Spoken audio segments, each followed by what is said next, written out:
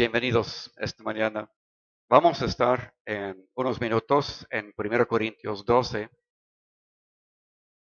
Va a ser continuación a lo que compartimos la semana pasada sobre este gran privilegio de iglesia que Dios estableció mediante Cristo Jesús cuando vino la primera vez. Y como institución, eh, un patrón establecido para cada cuerpo de Cristo, cada iglesia, hasta que Él venga por nosotros.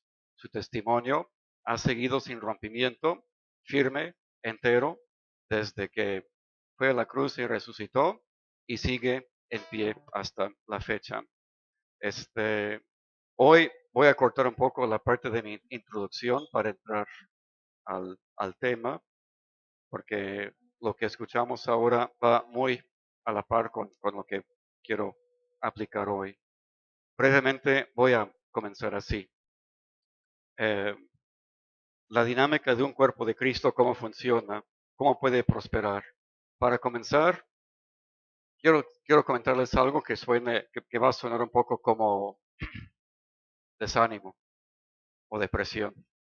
Pero si vamos a vivir victoriosos y triunfantes en Cristo Jesús, vamos a ser personas que hayamos enfrentado la vida como es, el mundo como es, con los dos ojos abiertos y frente a frente con la vida como tal. Jesús prometió en el Evangelio de Juan que en el mundo tendremos ¿qué? Aflicciones, tribulación, pero yo he vencido al mundo. Cuando dijo eso, lo dijo con una voz tranquila, como advertencia, como enseñanza, como recordatorio, pero ¿cómo sentimos a veces la verdad de esa frase? En el mundo tendremos aflicciones. A veces ni se pueden medir. A veces no es una sola. La vida consiste en una serie de pérdidas. Qué emoción, ¿no? Pero es cierto. Si hasta ahora no has sufrido ninguna pérdida, al rato te tocará perder algo o a alguien. Si ya has sufrido una pérdida y hasta varias pérdidas, te tocará perder algo nuevamente.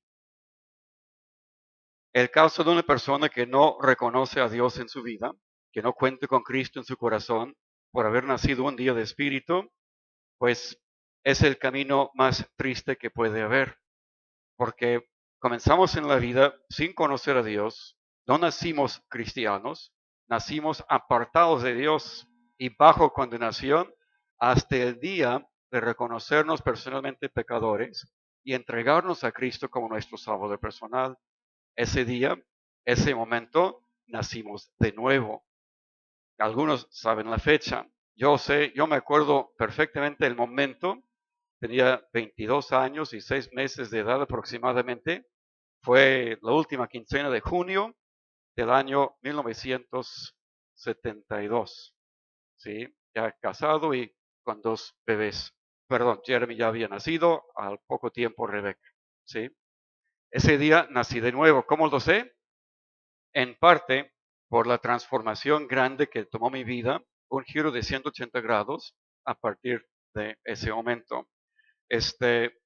Y mi vida, bueno, dejo ese comentario para después. Muchos van mucho tiempo en la vida sin conocer a Dios. Yo caminé de un modo muy equivocado. Mis pasos me tomaban cada vez más lejos en un camino, más lejos de Dios. Y en poco tiempo terminé desesperado, tanque vacío, sin saber qué hacer con la vida, sin saber si había por qué seguir viviendo. Cuando filosóficamente llegas al punto de creer y aceptar que si me pego una bala hoy o si me aguanto esta aflicción terrenal 50 años más, da igual. Todo termina en muerte. Y en ese contexto, ¿qué significa esta vida, como sea que la lleves? ¿Sí? Sin Dios, ¿a qué extremos llegamos? Sin Dios, ¿qué esperanza hay? No hay ninguna.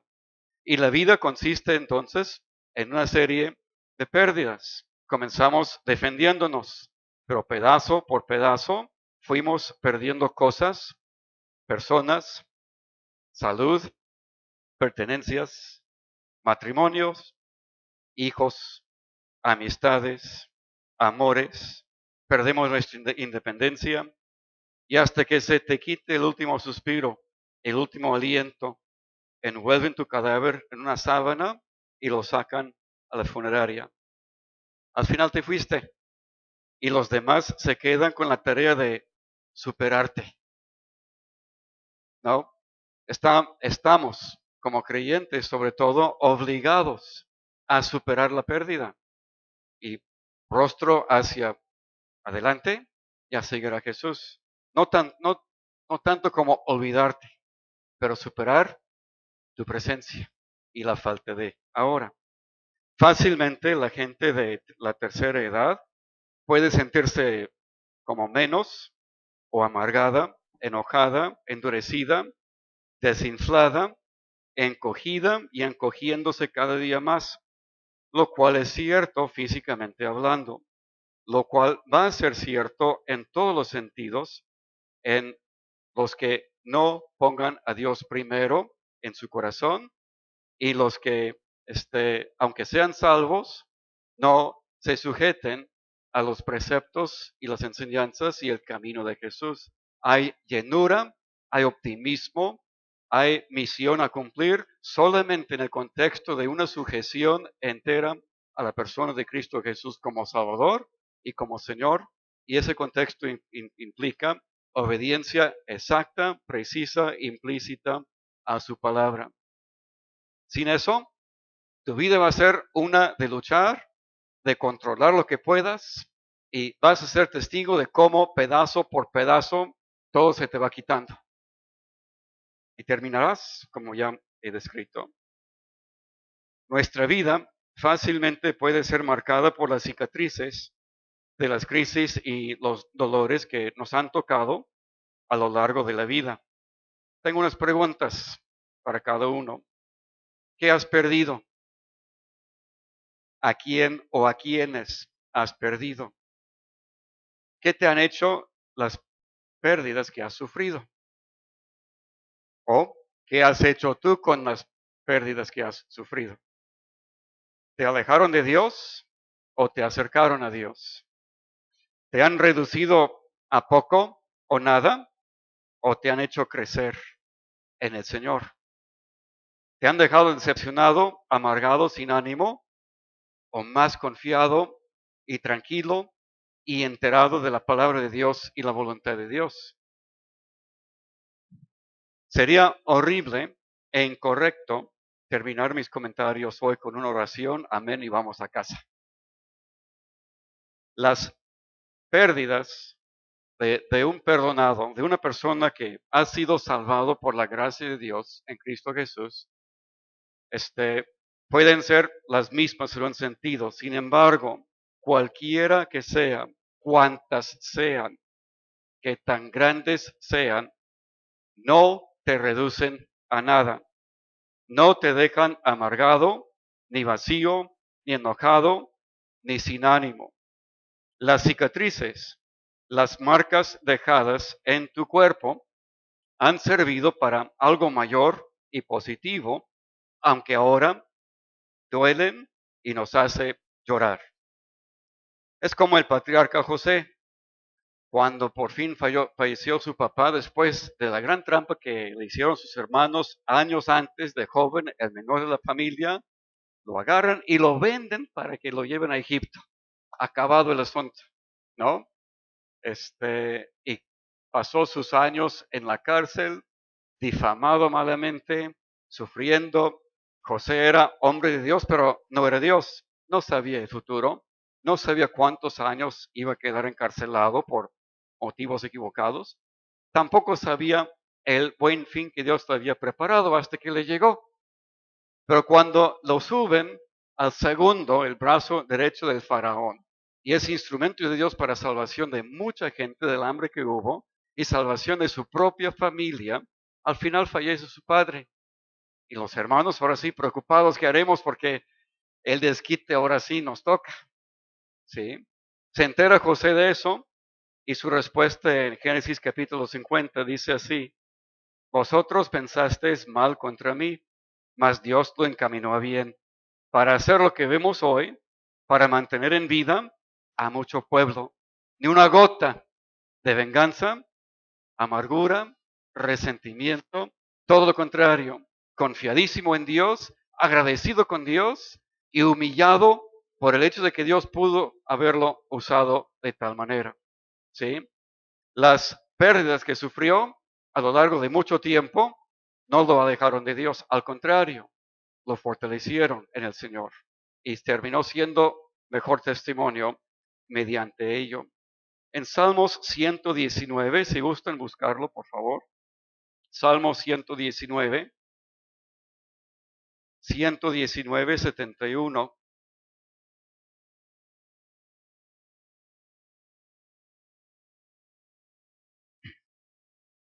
Salmo 119, 71. El rey David, qué testimonio.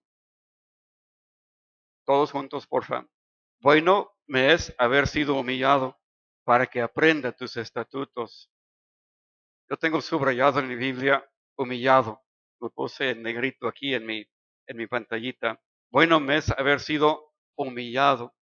No sabes lo que es ser humillado hasta que hayas sido humillado por una experiencia dura, por una tragedia, por una pérdida, por una calamidad, la que sea. Sí. Pero David pudo decir después, bueno fue, sí, bueno me es haber sido humillado para que aprenda tus estatutos. Dios nos doblega porque no nos doblegamos solitos, pero el fin no es simplemente doblegarnos, sino que aprendamos a vivir por Él. Un ejemplo más en el apóstol Pablo, por favor, Filipenses 1, del 12 al 14. Filipenses 1,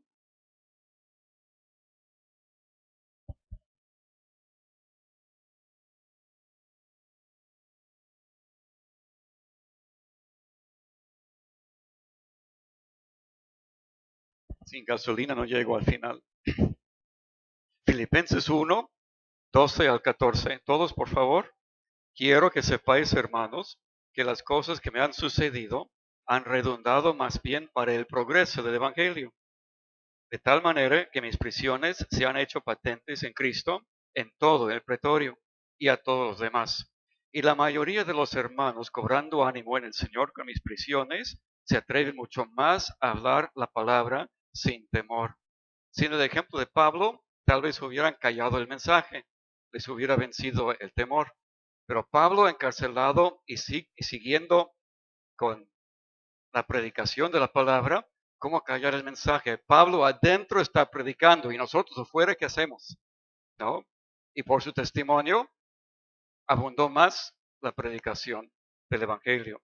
Y así tenemos que pensar en muchísimos momentos en nuestra vida, ¿sí? Que, como dice, las cosas que me han sucedido han redundado más bien para el progreso del Evangelio. Es parte de nuestra confianza cuando sufrimos pérdidas. Pequeña conclusión aquí a este segmento. Nuestras pérdidas, nosotros que somos de Jesús, realmente son recompensadas después. Pero cuidado, nuestras pérdidas son pérdidas en nuestra mente, no en realidad. Calificamos de pérdida lo que no es pérdida. Qué egoístas a veces, qué carnales, qué poca fe a veces. Ejemplo, lo tenemos en Mateo 19, y ahí es mi puente para lo que sigue en 1 Corintios. Mateo capítulo 19, de 27 a 30. Mateo 19, 27 a 30. ¿Todos, porfa? Entonces, respondiendo Pedro, le dijo: He aquí, nosotros lo hemos dejado todo y te hemos seguido. ¿Qué pues tendremos? Y Jesús les dijo: De cierto os digo que en la regeneración, cuando el Hijo del Hombre se siente en el trono de su gloria, vosotros que me habéis seguido también os sentaréis sobre 12 tronos para juzgar a las 12 tribus de Israel. Y cualquiera que haya dejado casas, o hermanos, o hermanas, o padre, o madre, o mujer, o hijos, o tierras por mi nombre, recibirá 100 veces más y heredará la vida eterna. Pero muchos primeros serán postreros y postreros primeros. Dicho y hecho, en el caso del Hijo de Dios, sobre todo el Hijo de Dios que por su mismo testimonio de conversión a Cristo Jesús es perseguido y o rechazado en casa, es una gran consolación porque debemos seguirle a Jesús primero que nada. No importa la consecuencia con los que nos rodeen, ¿sí? A veces padecemos de un sentimentalismo excesivo. Nuestra obligación principal, número uno, muy por encima de cualquier otra cosa, es Dios, porque puso a su Hijo en una cruz a morir por tu alma y por tu vida eterna. No existe para ti un compromiso mayor que el que tienes con Dios mediante Cristo Jesús, y no importa que todos en tu casa se opongan, ¿sí? Qué fuerte. Pero ¿cómo lo ves fuerte? Es una oportunidad. Según tú, perdiste. Pero ¿qué perdiste si estás viviendo hoy lo de las 100 veces más? ¿Eh? Yo no daría esta familia por nada. No me imaginé al principio que pudiera existir tal cosa. Y resulta que Dios establece iglesia en los tiempos de Jesús con el preciso fin de ayudarnos, entre otras cosas, a compensar las pérdidas que seguramente vamos a sufrir. Por eso nos exhortamos a congregarnos. Por eso no faltamos, por eso estamos pendientes los unos de los otros, por eso nos queremos, por eso perdonamos muchísimo, porque somos familia que Dios mismo armó con el fin de levantar su testimonio y con el fin de que cada quien tenga un recurso palpable, aparte de su fe en Dios, para suavizar, para ir resolviendo esos baches que son valles realmente fuertes en nuestra vida. Contamos con hermanos, contamos con familia. Esto es algo preciosísimo que a veces creo que no valoramos bien. La experiencia de un hijo de Dios, de un creyente, es distinta a la experiencia de una persona que no conoce a Cristo. Comenzó perdido y lo poco con que comenzó lo va perdiendo pedazo a pedazo hasta su alma para siempre, ¿sí? Porque apartado de Dios entró y apartado de Dios se fue. Pero el creyente no es así. Sus pérdidas realmente no son pérdidas cuando las ve como Dios las ve. Está permitiendo otras oportunidades, está permitiendo crecimiento, demostración de fe de nuestra parte, está purificando nuestra fe y es lo poco que entendemos. Hay mucho más todavía que Dios contempla, que no entendemos y requeremos de mucha fe en que todo vaya a ser para su bien. De hecho, es lo que ha prometido. Tanta duda, tanto forcejeo, tanta decepción, tanta lucha, tanta cosa del mundo en primer lugar y no Dios en primer lugar en nuestras vidas. La experiencia del creyente es distinta. 2 Corintios 4, por favor. 15. 2 Corintios 4.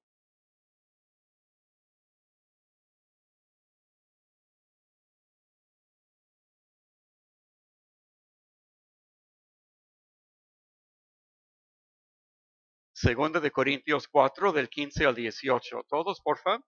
Porque todas estas cosas padecemos por amor a vosotros, para que abundando la gracia por medio de muchos, la acción de gracias sobreabunde para gloria de Dios.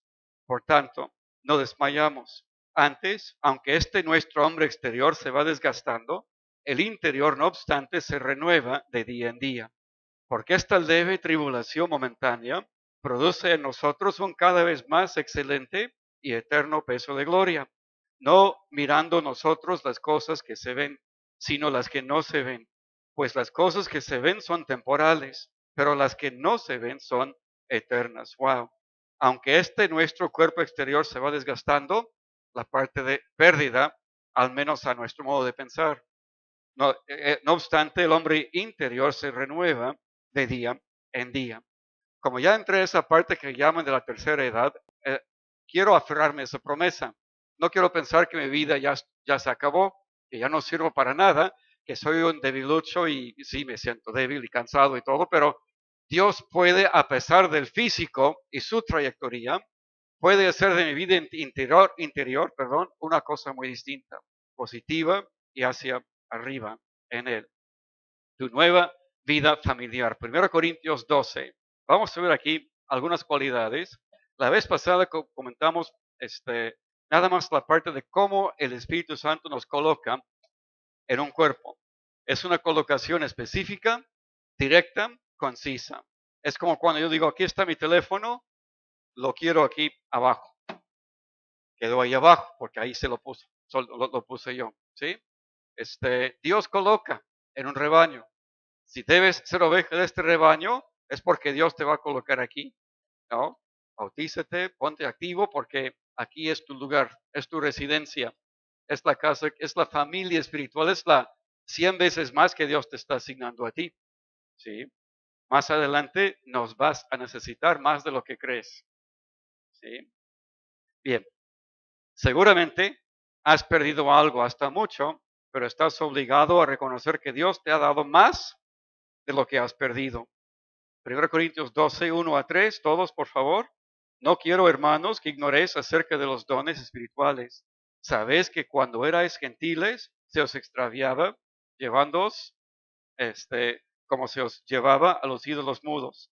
Por tanto, os hago saber que nadie que hable por el Espíritu de Dios llama anatema a Jesús, y nadie puede llamar a Jesús Señor, sino por el Espíritu Santo. Como si antes éramos de ídolos mudos que no nos hablaban, no nos dirigían, no podían, realmente no eran dioses, ¿ok? Seguimos un Dios que no es mudo, y además es un Dios que reparte dones a los suyos. La primera característica aquí en un rebaño es la palabra diversidad, versículos 4 a 6. ¿Todos? Ahora bien, hay diversidad de dones, pero el Espíritu es el mismo. Y hay diversidad de ministerios, pero el Señor es el mismo.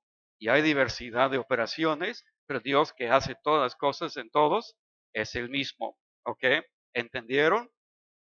Hay diversidad, porque vamos a enfatizar en un momento lo que debe ser la armonía, el organismo, que es un cuerpo, Cristo como cabeza, y cómo debe de funcionar cada miembro tan nítidamente pegado al cuerpo, ¿sí? Pero eso no significa un lavado de coco para que todos pensemos exactamente igual, que respondamos exactamente igual en toda situación y que tengamos todos el mismo antecedente en la vida, que estamos en el mismo nivel social y cosas por el estilo. Diversidad, ¿sí? Dios nos llama a todos a un mismo propósito, a una misma misión, pero hay diversidad. En ese contexto, ¿con qué derecho miramos mal a cualquiera de los demás? ¿Con qué criterio? Somos diferentes, gloria a Dios. Por eso Dios armó un cuerpo de diferentes tipos de personas, de diferentes características, reparte dones, pero no reparte los mismos a todos, ni en las mismas cantidades. A cada uno, en versículo 7, ¿qué dice? Pero a cada uno le es dada la manifestación del Espíritu para provecho. ¿Para qué? ¿A cuántos o a quiénes? A todos, a cada uno, para provecho. No hay ninguno que no signifique algo para este cuerpo de Cristo. No hay ninguno que no deba de funcionar como un miembro importante en el cuerpo. Es muy importante este punto. El cuerpo ha de ser unido como lo es el mismo Cristo. Si no, ¿cómo nos ayudamos? Aquí en versículo 7 dice que es a cada uno para provecho. En el versículo 12 dice, todos, porque así como el cuerpo es uno y tiene muchos miembros, pero todos los miembros del cuerpo, siendo muchos, son un solo cuerpo, así también Cristo. ¿Ok? Entonces hay que buscar paralelamente las dos verdades y aprovechar al máximo las dos cosas. Todos bajo un solo Dios que nos amó tanto y compartimos en teoría la misma experiencia de haber nacido de nuevo. Al mismo tiempo, respetamos nomás, celebramos el hecho de que cada quien es único como persona y que cada quien tiene una función especial que llevar a cabo en el cuerpo, todos con la misma finalidad. Este, los nacidos de espíritu hemos bebido del mismo espíritu de Dios. Versículo 11 dice, pero todas estas cosas las hace uno y el mismo espíritu, repartiendo a cada uno en particular como él quiere. Y el verso 13, por favor, porque por un solo espíritu fuimos todos bautizados en un cuerpo, sean judíos o griegos, sean esclavos o libres, y a todos se nos dio a beber de un mismo espíritu. Wow, compartimos la experiencia más importante que puede haber en la vida. Entre nacer y morir, si nací de nuevo, bebí del Espíritu Santo. Entré a la familia de Dios y Dios me descubrirá, me va a revelar, perdón, en dónde y cuál cuerpo voy a servir yo, voy a funcionar yo. Y me va a ayudar a desarrollar mis capacidades, me voy a sentir cada vez más comprometido y pendiente de los demás. ¿Sí? Es un concepto que tenemos que ir constantemente creciendo en nuestra vida personal. ¿Sí? Bien, seguimos. Es de un mismo Dios, pero no somos iguales. Verso 14. Además, el cuerpo no es un solo miembro, sino muchos. ¿Sí? Sería ridículo, ¿no? Si todo el cuerpo fuera un pie, ¿no? En lugar de rostro tengo aquí rodilla, pierna y aquí una gran patota aquí abajo con 5 dedos. Inútil, ¿no? No todos somos un solo miembro, debe haber diversidad. Eso habla de una colocación, como comentamos la vez pasada, precisa en cuanto a lugar y también en cuanto a función. Versículos 20 a 22. 20 a 22. Todos, pero ahora son muchos los miembros, pero el cuerpo es uno solo. Ni el ojo puede decir a la mano, no te necesito, ni tampoco la cabeza a los pies, no tengo necesidad de vosotros.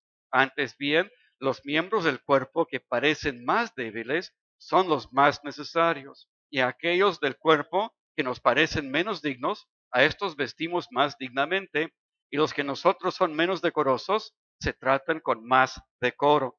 Hay motivo aquí que veremos en un momento, pero qué curioso. ¿Cuál es el miembro más bonito de un cuerpo humano? Tal vez nadie deba de contestar en voz alta. ¿Eh? El miembro más bonito en el cuerpo humano. Si digo que es el ano, ¿estarían de acuerdo? ¿Mm? Pero es menos necesario un ano sano que una cabeza sana. No importa el miembro que sea. Si no está funcionando bien, afecta todo el cuerpo y mucho. ¿Sí? Lo que Dios está representando aquí en cuanto al funcionamiento de un cuerpo, ni un solo miembro se puede dar el lujo de portarse como quiere, a expensas del testimonio de todo el cuerpo. Afecta y mucho, duele un chorro. ¿Sí? Tenemos necesidad de un cuerpo sano. Eso requiere que cada miembro sea sano y comprometido y entregado y viviendo para Jesús. Bien, versículos 23 al 27. Por favor, 23 al 27. Y a aquellos del cuerpo que nos parecen menos dignos, a estos vestimos más dignamente. A los que nosotros son menos decorosos, se tratan con más decoro.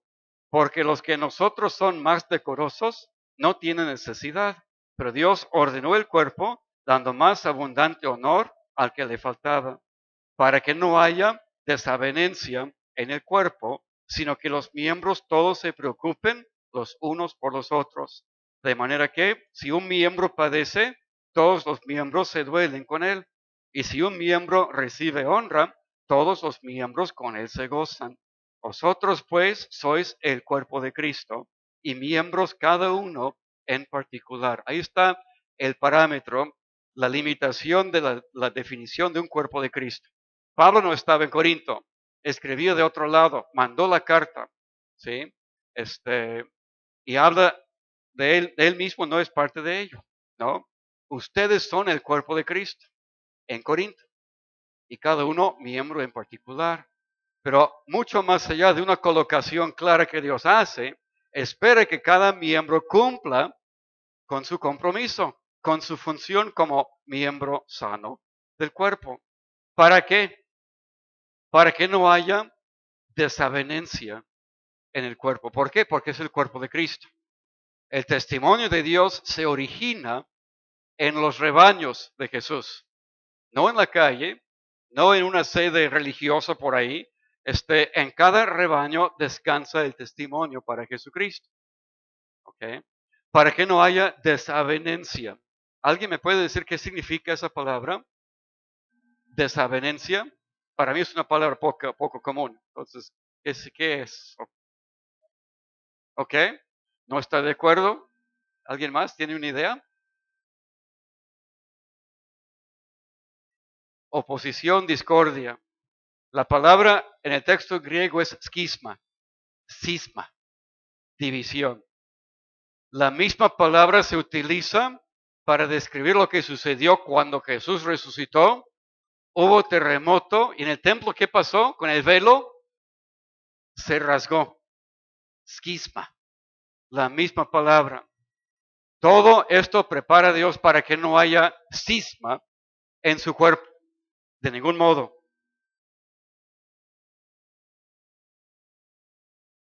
No me la pongo ahora porque ya está feita, pero es mi camiseta, ¿sí? Me era útil un tiempo, se ve que está en sus últimos pasos tal vez, pero es cómodo y como es ligero y como sudo tanto, siempre busco lo ligero y no me importa cómo se vea, ¿sí? Me ha servido mucho tiempo y me podría servir unas semanas, unos meses más, hasta que la rompa. Se acaba de convertir en trapito para la cocina. No nos damos cuenta muchas veces que cuando hay desavenencia, cuando hay división en tus actitudes, en tu incumplimiento personal con Cristo, en tu estancia en la congregación, en tu participación en Él, en la familia con tus hijos, instruyéndolos en el camino de Jesús, como nos compartió Rodolfo, si tú no participas activa y verdaderamente en ello, haces un cisma, rompes la tela, perjudicas el cuerpo de Cristo Jesús. No quiero terminar en tono de negatividad. ¿Por qué es tan importante que mantengamos entera la camisa, entero el cuerpo de Cristo? Porque repito, cuando pasamos por los valles, cuando nos tocan pérdidas que seguramente te van a tocar, ¿en quién te apoyas? Pobre, lástima la persona que no cuenta con una iglesia sana atrás y alrededor en esos momentos difíciles. Dios sabe que necesitamos tal cosa día a día y cada día la necesitaremos más. Dios nos ayude a cuidar lo que Dios está uniendo y fortaleciendo cada día y que respondamos de acuerdo a nuestro deber con Dios mismo mediante el Señor Jesucristo. Oremos, por favor, así, sentados. Señor nuestro Dios, te damos gracias por el concepto iglesia que introdujo Jesucristo cuando vino a esta tierra. Señor, la comunidad de tus hijos no es poca cosa. Es parte de eso de 100 veces más que nos prometiste. Cuando dejamos lo nuestro y nos entregamos a ti, nos regalaste un cuerpo, una familia espiritual. Señor, ayúdanos a valorarla, cuidarla, edificarla, hacer nuestra parte para que prospere y siga animada. Cada quien participa en todo esto. Te pido, Señor, que bendigas a cada uno aquí esta mañana. Repito mi ruego que al final de escuchar a Rodolfo, que Señor toques en el fondo del corazón a cada padre, madre, abuelo, abuela, que deje ese legado limpio de haberte servido y amado a ti. Te damos gracias por todo. En nombre de Jesús. Amén. Gracias por venir hoy. Que Dios ayude a cada quien a reflexionar sobre estas palabras. Gracias.